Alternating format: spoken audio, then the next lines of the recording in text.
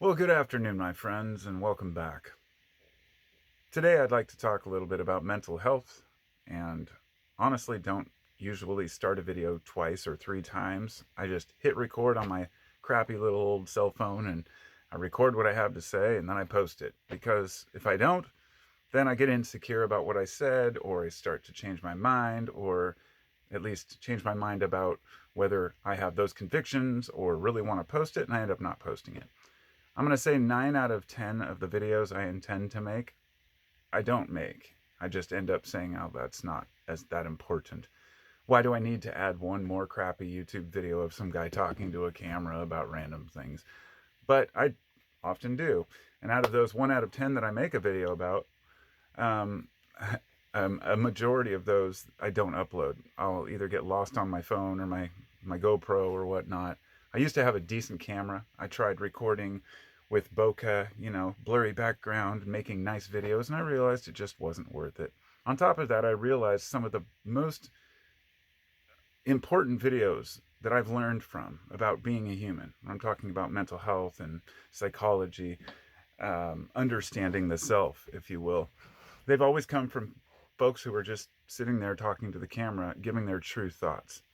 The guys with a bunch of cutaways and sponsorships from BetterHelp, God forbid, um, they're just out for a buck and they're repeating the same old crap over and over again. Now, I'm not comparing myself to anyone who does psychiatry or psychology or even mental health videos, but I'm making this point prior to my discussion to let you know that I'm definitely not painting a picture of what is the right way to live or the proper way to behave, or definitely will not give you a lesson on how to live your life. Because if there's anything I've realized, it's that which populism is anybody who uses the term the people. It's one of those terms you'll hear, but often not hear defined. Populism is appealing to the majority, in quotations, because there is no majority. People are all unique, people are all different.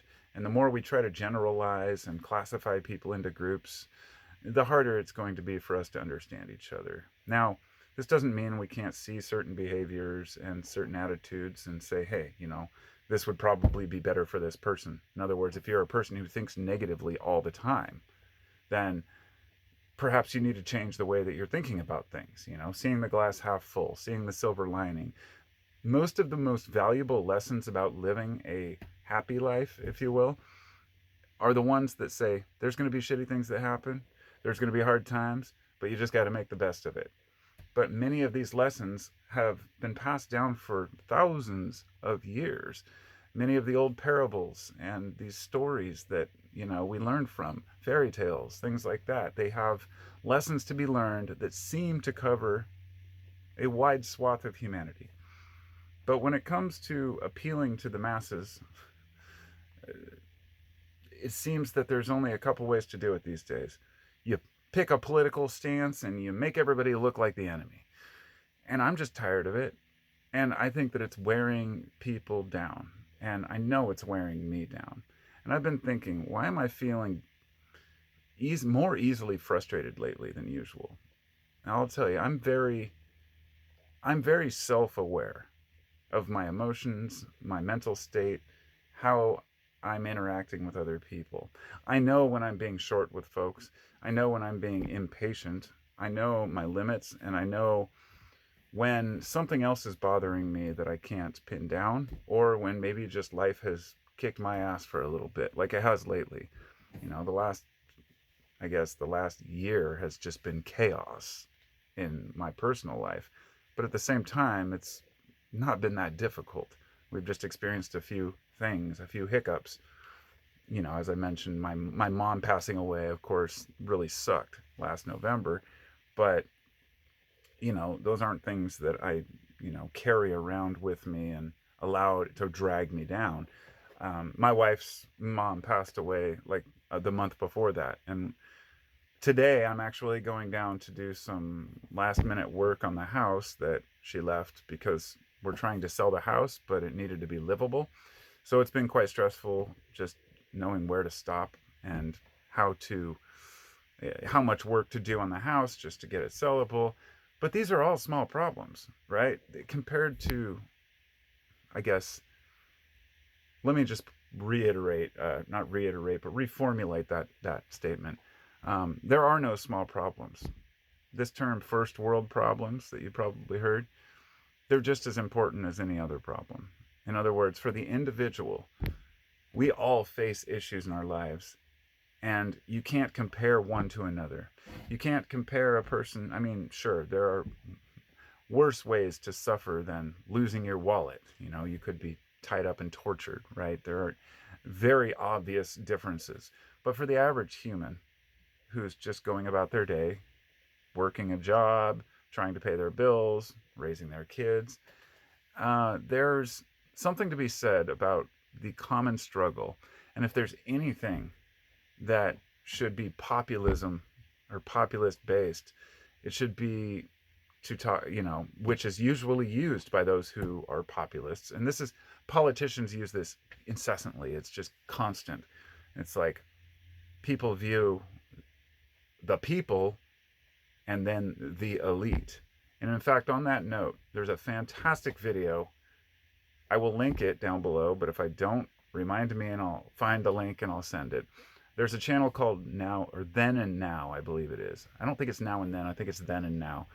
And I've been watching this guy for quite a while, but he does some fantastic type of, I guess they're not really, not really video essays, but more just discussions about certain topics. And the one that I watched the other day, it was over 2 hours long, and it was about the media.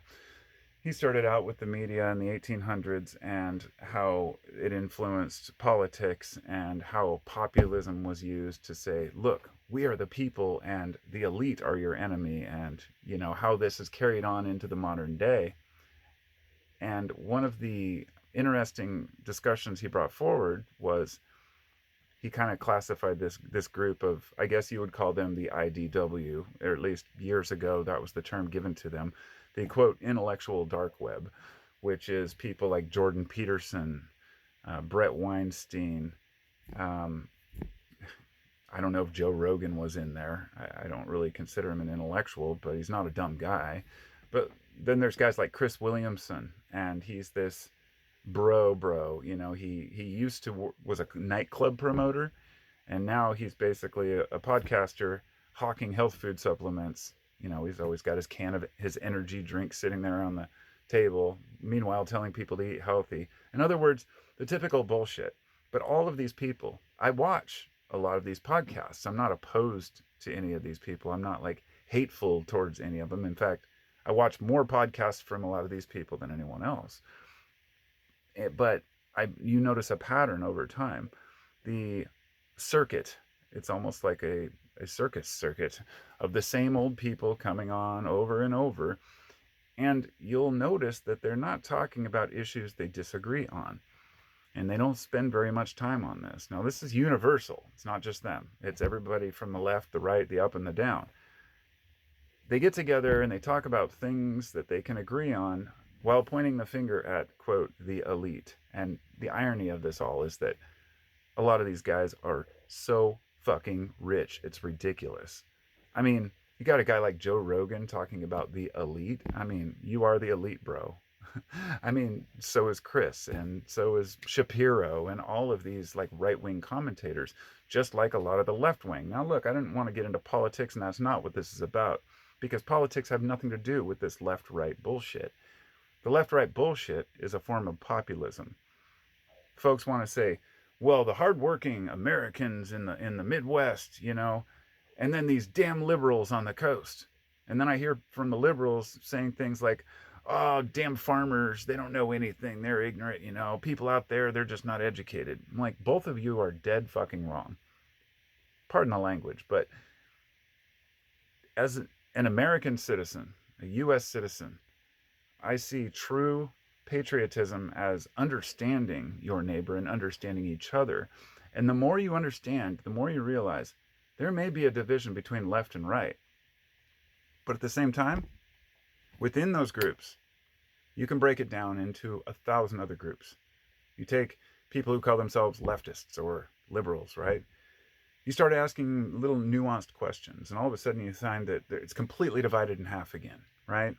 And then you find it's completely divided in half again with each one of those groups as you investigate more of how people feel. Folks shouldn't be all thinking the same thing. We should all have our individual thought patterns and be able to assess things from a rational point of view. And I'm just going to tell you, it's something I've been trying to do for at least, I want to say, my whole life.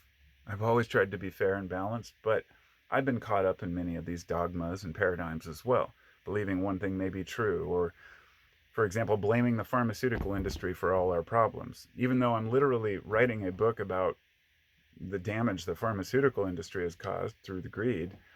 At the same time, I realized that pharmaceuticals have benefited mankind and that technology has as well. You know, we can complain about technology, but it's also benefited us. We can complain about, you know, like anybody might complain about pharmaceuticals until they have a heart condition where there's a specific drug that actually helps them with that. We tend to point out the negatives. We tend to always look at the flaws. And it's difficult. This goes back to what I said about the glass half full. We find ourselves looking at the glass as half empty because we're programmed that way. And I believe part of it isn't just programming, but also something that's inherited, just like fear or our ability to assess a situation quickly and duck and cover, for example. You've probably heard when people say, why are we still scared of loud noises? Why do we still have anxiety and stress? And you'll hear people say, well, the example that's usually given is our ancestors were out in the plains hunting. If they saw a shadow move, they were better off to run and hide, even if the shadow was just, you know, a rodent or something, because it could be a lion. In other words, we're always most likely to fear that which we can't see. And because of this, on the surface, we have a society that intermingles, that goes to work, everybody talks, has a good time, comes home and eats dinner, does life stuff. But behind that, a lot of us are very anxious and don't even realize it. And this is something that's taken me most of my life to really understand, is my own psyche. And I'm still working on it. I've delved deep into my subconscious to try to understand the ways that I think in order to improve them and better the way that I think for myself, yet being very cautious not to sit here, and this goes back to why I talked about YouTube videos at the beginning, not to come out here and say, wow, I have something that worked amazing for me. I'm going to go tell everybody about it and how they should do it too. Now, this is like the guy who goes vegan and then all of a sudden everybody should be vegan, or the guy who quits smoking and all of a sudden smokers are disgusting. We do whatever we can to support our own point of view. But we cast away a lot of great interactions with people and new understandings in the process. An example is, like, for some reason I've been into fishing videos lately, and this was before I went fishing with my son, and he caught a big old frickin' 18-inch trout in this little creek. Unbelievable story. But I watched these videos, and somehow I got trapped in this algorithm of Karen versus Fisherman videos, right? And we have these guys fishing on these peaceful lakes, and then somebody comes out screaming from their house onto their dock saying, don't fish by my dock. You can't fish here. This is private property. And it irks me, not just that people are getting harassed, but the fact that folks are so detached from nature, so detached from reality, that they would actually take the time to come out of their house and go down and walk down and harass some teenagers fishing on a lake. Amazing to me. It's like all the complaints about how kids need to go outside and enjoy the outdoors more, and all they do is sit around on their video games and looking at their phones. And then you'll have a couple kids out fishing and recording their experience, and you'll have some granny Karen come out yelling at them, calling them names, cussing them out. And I ended up getting into several of these videos, and there were dudes who were people threatening to shoot fishermen who were too close to their dock. Don't hit my boat, you know. But this one lady was like, you're a loser. She's like, why don't you get a hobby? He's like, this is my hobby. What do you mean? But it's even worse when folks just don't understand the concept of, you know, just interacting with nature in that way. We're so detached from our food I guarantee all of these people who are complaining probably go to the grocery store and buy a fish fillet, but they're going to complain from somebody locally catching a fish because they're so detached from that reality. But these might be some of the kindest people you'd ever meet. I love fishing, and I think fishermen are generally pretty respectful and have a connection with nature that, I don't know, let's just say that there's a very false image out there where people can kind of hide away at home and think that the world's dangerous and that people out doing things like fishing or hunting are somehow horrible people. Um, it's so detached from any reality that I can understand. But I also get it. I get it. If we've been too sheltered, if we've been hiding at home too long and haven't got out and really, and when I say seeing the real world, I'm not talking about going down to the city. I'm talking about going out into the woods. It's amazing to me how many people won't even go out into nature and are scared of camping. Too many bugs, too much dirt.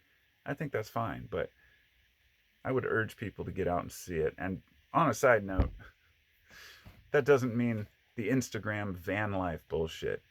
I was going to do a separate video on just this topic, and I still might. Actually, I was going to do a video on fishing, but I was also going to do a video on the van life influencer BS. And this all is tied into the mental health discussion I'm having here because all of these things affect us. When you see things on an Instagram reel, if you will, forbid, because I had Instagram for a while, but I haven't used it in like a year because I realized it's just a cesspool of time wasting, just like Facebook and all the rest of them. I have no social media, no Twitter, X, whatever. I've had all these accounts. I've gotten rid of them. Don't even use them anymore, and it's just YouTube because I feel like I can interact one on one here, and it's more honest. It's just me sharing my thoughts, not just some little quip. Ha ha ha! Look how funny I am, or look how witty I am. And even worse, that's fine to be witty or funny, but 90% of the time it's not witty or funny. It's controversial just to get the clickbait, the rage bait.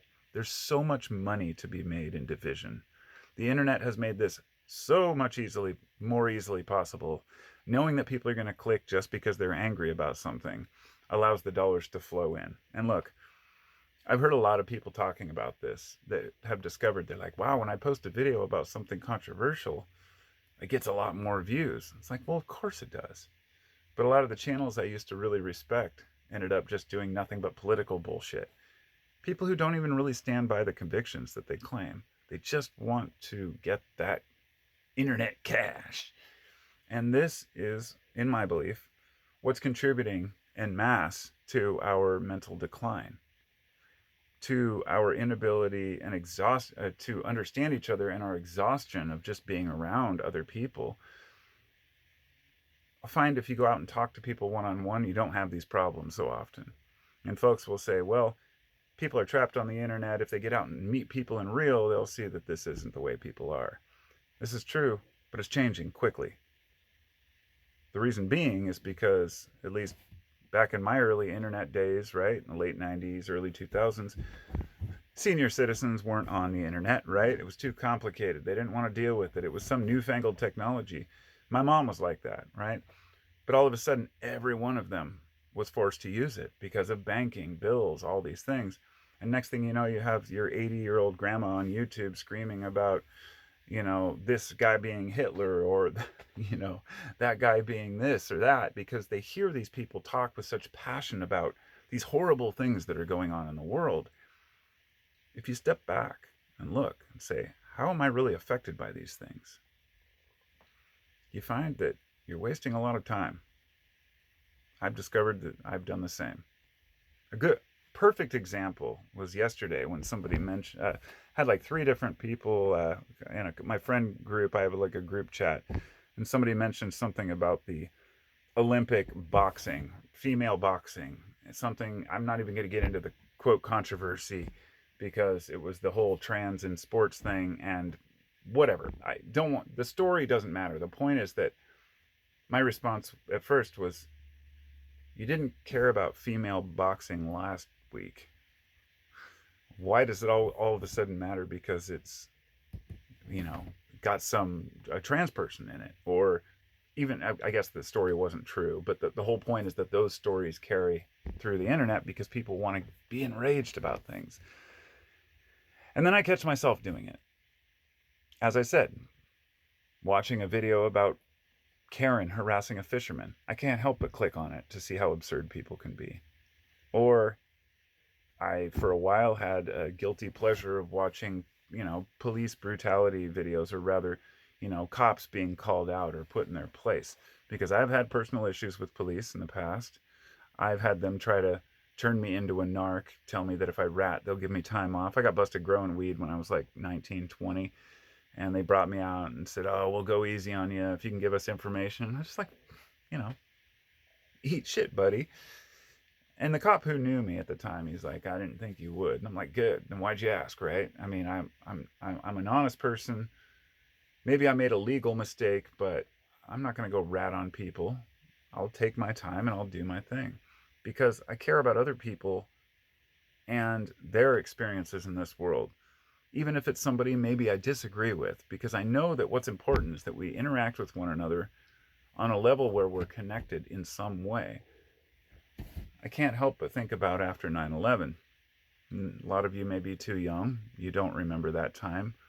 I was, I guess, what, 20, was I 25?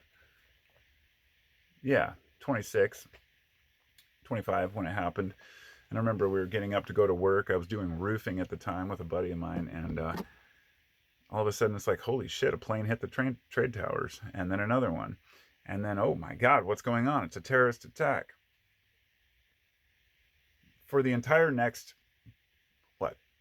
2-3 months after that, and I'm sure you've heard this before, and if you lived through it and you were an adult, you remember it. Americans were fucking united. I mean, united in a cause. It may have been a misguided cause. It may have just been being angry at terrorists. And it may have allowed Americans to support a horrible policy of just going and destroying other people's land to try to find, quote, terrorists. And we know how that goes. It just creates more of them. In fact, we know the CIA trained bin Laden. But all of that story, none of it matters. The point of it is something happened to America, and all of a sudden, people from the left and the right, Christians and atheists, up and down, back and forth, everybody got together. Everybody had an American flag on their car, and we all cheered for it. Even dudes with a pickup truck and a big old American flag. People be like, right on, You see that today, and liberals go, oh, he must be a Trump supporter. It's like, so what if he is? Do you have to hate somebody because they support a different person? Maybe they have their own reasons for supporting Trump. And, by the way, I'm not a Trump supporter at all. In fact, I despise the guy, but I understand and respect people's viewpoint who think differently.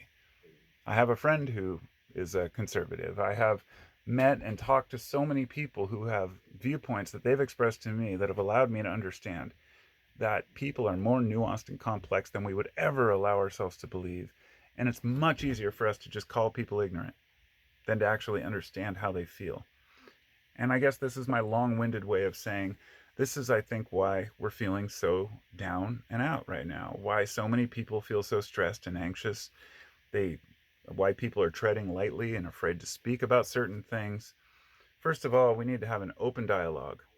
We need to have a full freedom of speech, which we do. For those who are complaining that, oh, we don't have any speech, I'm going to get canceled. I'll tell you, these are the kind of guys who are out on news shows and podcasts talking about how they're canceled. Bro, you ain't canceled, okay? You have millions of people who watch you and an audience. Just because you can't be on some platform because you said something hateful, that doesn't mean you're canceled. It just means people don't want to hear your shit. But that doesn't mean that their opinion isn't valid. It just means that a lot of the folks who complain the most, the biggest whiners out there, are usually part of the problem. And this is what I've discovered, my personal assessment, is that many of the folks who talk about how screwed up the other side is, they're the most screwed up of all. And they're bringing people down to their level to scream and yell. The kind of people who will go into a college, gym because they're having a speech with somebody they don't like. So you have a conservative speaker who comes to a college and they have something to say. And they let the audience know this is who we are and this is where we're going to be talking. And a whole bunch of people come, not because they want to hear, but because they want to get up and walk out, because they want to be angry. And yes, these are the what a lot of people call the blue hairs, right? I would be lumped into that sum if, I didn't make it clear that it doesn't matter what color hair you have. It doesn't matter if you have long hair. It doesn't matter if you got tattoos or if you carry a Bible or any of these things. What matters is that you respect other people's viewpoints enough to let them talk about it with people who want to listen. If a guy's standing on a street corner saying something you don't like, go to the next corner. I mean, this is the most crucial aspect of what I'm talking about here is freedom of speech, the ability to express ourselves. Because if we don't know how people really feel. And if you don't know how people really feel and what they really think, it's a very dangerous atmosphere. It means people hold in all their angst and anger. And it doesn't go away. It just compounds. If you sit down with somebody who has a grievance and you actually listen to them, that's good for both of you. Next off, besides the freedom of speech issue, is that everybody needs to participate in a society to make it work. This doesn't mean just complaining about what's wrong, but improving things and trying to do the best you can. For example, in the UK, you've got these Just Stop Oil protesters. They belong to the Rebellion Extinction or Extinction Rebellion. Years ago, I would have supported their actions when I was young and dumb and wasn't aware that, things like this work. When you sit with a line of people and block traffic for hours on end, that's not something that's going to change anything. It's just going to make people turn against you. This is the thing. If you want your message to be heard, you have to do it through proper means. And I'm using that as an example to compare to those who scream online about the problems with the left or the right, or religious or non-religious. Just shut the fuck up and have a conversation with people. Try to understand where they're coming from. Because you need to make a good point in order to even be heard. So people try to make many points that are totally irrelevant. So anyway, a lot of these issues, I hate to say that it's the internet, but so many people are on social media, most people, in one form or another, that it's going to give you a false view of what's really going on out there, but also a false view of what's going on in here, in your heart, to know that everyone has their own viewpoint. Populism, there is no us and them. There is no working class versus the elite. There are people in different groups, and having a group and people you can stand with is very important for most people. And I don't mean a group that stands against other groups. I'm just talking about having a viewpoint that you can share with other people and have them listen and understand. That's why people go to church. That's why people go bowling with a bowling league. There's a million different ways that a person can expose themselves to good people and renew their faith in humanity. And if we do that as a whole, maybe we can improve our mental state, because as humans, we're all affected by each other. So when everybody around me is stressed out, naturally I'm going to get stressed out. Or when everybody around me seems sad, it's hard for that not to rub off on you. And believe me, I've spent most of my adult life trying to manage myself as far as my emotions, my intelligence, my awareness, not let my ego creep up, and just try to be the best person I can, considering the circumstances of how I was born, where I was born, the situations that I've encountered. Anyway, I wish you all the best. I don't care if you support Biden or Trump. I don't care if you believe in Jesus or Krishna. I don't care if you're black or white. I don't care if you're even human. All I care about is if you have spirit. I'm not talking about a soul. I'm talking about spirit. That essence of who you are as a human, to nourish the goodness. And when you meet a lot of people like that, you find they are out there. Folks who don't hide. They don't hide from the bullshit, and they don't hide their bullshit. Once you get it all out in the open, you see we have a lot in common, and that populism is a possibility. It's just not what people think. It's the sake of what we have in common is being humans and having that union of being a human with other humans. Because first world problems are no different if they affect you in the same way. If you're still stressed, you're still anxious. Every problem is a problem. It's not about ageism or wageism, right? The economic issue. A lot of people want to blame rich for all the problems, and then the rich want to bitch about the poor. Just, I guess I don't know really if there's a solution or if it'll ever change. I also don't foresee a world where everybody's just peaceful and happy all the time, and that's ludicrous, and I wouldn't want that. We do need some conflict, and good, healthy arguments and debates are essential, but only if they're designed to get to a point, to get to the truth. That's the original argument. It was where two people shared their viewpoints in order to get to a conclusion that they can both walk away from benefiting. So, let's hope that's on the horizon. That's my rant for the minute. Talk to y'all next time. Be sure to check out my podcast, 15-Minute Free Thinking, and if you want to support the channel, Patreon, because I don't do ads or sponsorships. However, this video is sponsored by nature, your nature. Find it. I'll talk to y'all next time. Peace out.